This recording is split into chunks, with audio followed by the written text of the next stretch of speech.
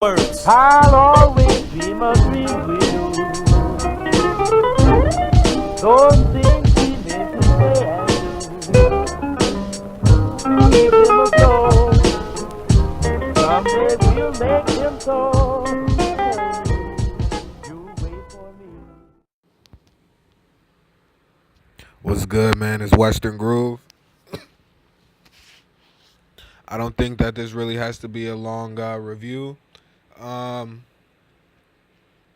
if you've seen the fight for yourself, you'll understand that Mikey Garcia won hands down. If you haven't seen the fight yourself, I don't know if any controversy has started yet. It's so early. I'm gonna check around for some other videos, see what everyone's talking about. I'm gonna say from round one, Garcia. It kind of just seemed like Garcia just came out to win, and Broner kind of the night before the fight. Broner had his hair grew out. He was real humble, was seeming just like he ain't worried about shit but the fight.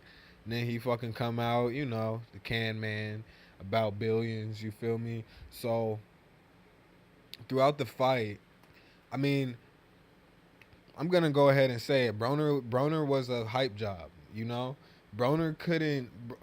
The punch that had gave Broner the most problems was Mikey Garcia's jab, which the jab should be a fighter's best punch, but that should also be the punch that the fighter should be able to nullify the easiest. Broner couldn't nullify his jab, and Garcia's jab would stop Broner's offense and pushed Broner back against the ropes, and then Garcia would just tag Broner. And that's the thing too is through this whole fight, Garcia didn't hit Broner with anything hellacious.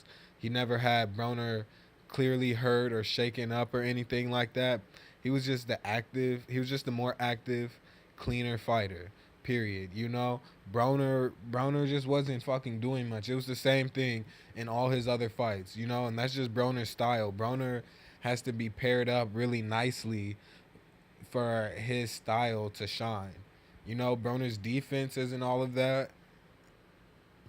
He just shells up a lot of the time. Broner just shells up. He doesn't slip punches and roll punches when he's up against the rope real well like Floyd Mayweather. So all this talk of Broner potentially being the new Mayweather, that's out. I used to tell myself, hey, Broner could have won against Maidana and Sean Porter if he let his hands go. And that's just Broner's style. Broner will never let his hands go unless he's fighting someone where he can let his hands go and there can be no repercussions, no consequences for him letting his hands go. Garcia got this one hands down. I'm proud of Mikey Garcia, um, an American fighter that is. I mean, I don't really care about. I mean, I want folks to be humble, but I'm okay with loud personalities, flamboyant personalities in boxing like Broner and Floyd Mayweather. But I would say that where Mayweather and Garcia have similarities is the place where Broner doesn't have them, and that's in hard work and dedication. That's in and having a mode of humbleness. Like with keeping that confidence, but at the same time being humble. Broner never like went for broke in the fight. It was just I don't know. It's hard to explain, man. Broner just wasn't. He wasn't all. Broner was all there, and with Broner being all there, it just wasn't great. You know what I mean? Broner is just not a great fighter, and that's all there is to it. Uh, to all the people who are, I've seen a lot of people like, oh, how are you gonna talk down about Broner? This, that, and the other. Mikey Garcia's coming up. Broner has all this power and all this shit. I mean, look. I mean, just watch the fight, man. And a lot of those people kind of already knew this about Broner, but they just wanted to keep going for Broner, which I can respect. But Broner didn't simply lose the fight. Broner got outclassed, and that's what we seen tonight.